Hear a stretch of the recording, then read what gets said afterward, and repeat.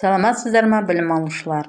Бүгін 5 сыныптың қазақ тілі пәні бойынша мәдениет, тіл және қарым-қатынас бөліміндегі ана тілі ұлт байлығы тақырыбын өтеміз.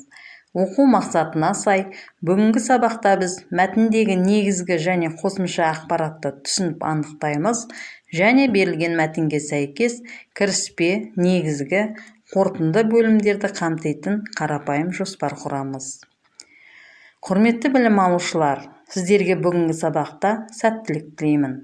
Сабағымызды бастамас бұрын бейнероликті тамашалайық. Тіл ұлттың басты негізі. Қай ұлт болса да өзіне тән, өзі қадір, құрмет тұтатын ана тілі бар. Ана тілі халық болып жасалғаннан бері жан дүниесінің айнасы.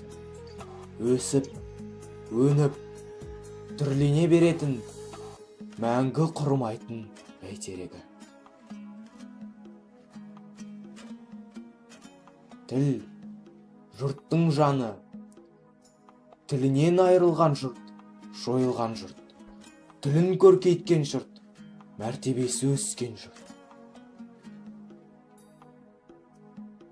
Қазақ тілі түркі заманынан бері қолданыстан түспей келе жатқан аса бай, көркем, баламасы көп, айтуға жеңіл, мағыналы, мәнді көне тілдер қатарына жатады. Оны мақтан етуге тиістіміз. Қазақ тілі ұрпақтан ұрпаққа үзілмей келе жатқан ұлтымыздың асқар шыңы, асыл қазынасы. Оны көздің қарашығындай сақтай білу баршамыздың, халқымыздың, ұлтымыздың абыройлы борышы, парызы. Тіліміздің дамуына, жан-жақты қолданысқа енгізілуіне әсіресе біз, қазақ жастары, ерекше жауаптымыз. Біздің ана тіліміз, қазақ тілі, бүгінде Қазақстан Республикасының мемлекеттік тілі мәртебесіне ие. Ол негізгі ата заңымызбен бекітілген. Қазақстанның болашағы қазақ тілінде. Міне балалар, адам баласы дүниеге келіп, есі кіре бастағаннан-ақ адамдық қасиеттерді қалыптастыратын әдептілікті, ізгілік пен ізеттілікке толы халық мұрасын, асыл сөздерін, тілдің жан тербетер құдіретін ана тілінде ұғып үйренеді. Және осы тіл қазынасын, оның байлығын адам жаны мен жадында енгізу анадан басталады. Сондықтан да халқымыз тілін ана тілі деп атайды. Туған тілі жайында толғамаған ақын, жазбаған жазушы жоқ шығар сірә. Олай болса, оқулығымызды ашып, Мұзафар Әлімбаевтың ана тілі өлеңіне назар аударайық. Балалар, өлеңді мұқият оқып болсақ, сұрақтарға жауап берейік. Өлең не жайында айтылған? Ана тілінің байлығын көрсетуде ақын қандай тіркестер қолданған?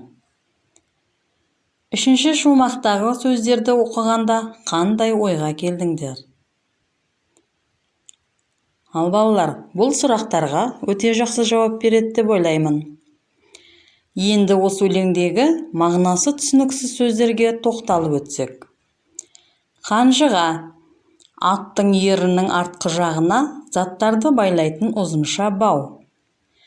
Қара өлең, әр жолы 11 буынды болып келетін өлеңнің ежелгі түрі. Кен, бұл жерде байлық, асыл қазына деген мағынада жұмсалып тұр. Сөздіктерді дәптерге жазып, жаттап аламыз. Келесі тапсырма, нақыл сөздерді түсініп оқып жатқа жазыңдар. Дауысты дыбыстардың астын 1, дауыссыз дыбыстардың асты 2 сызықпен сызыңдар. Орындап болсақ, келесі тапсырма. Мәтінді мұқият оқып, мәтін бойынша құрылымын сақтай отырып, берілген мәтінге сәйкес кіріспе, негізгі және қорытынды бөлімді қамтитын қарапайым жоспар құру. Жоспар үлгідегі бойынша құрылымы сақтала отырып құрылады.